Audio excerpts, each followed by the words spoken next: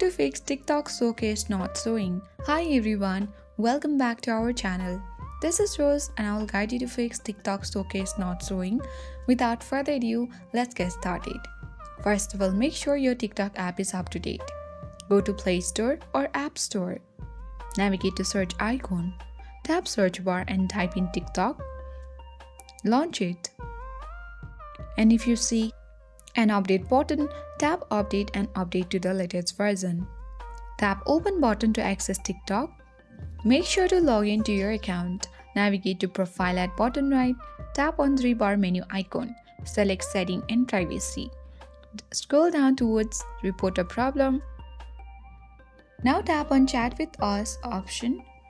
Now tap on send a message bar at bottom of your screen and you need to type your feedback. So you can easily type in I'm having issues with my TikTok showcase not working. I need this to be fixed for my account. Tap on the same icon and now TikTok will provide you with ultimate solution. So you simply need to wait for 24 or 48 hours for the solution from TikTok support team. So with this, I hope this guide was helpful. If it was, then don't forget to like, share and comment. Thank you for watching and I'll see you in the next video.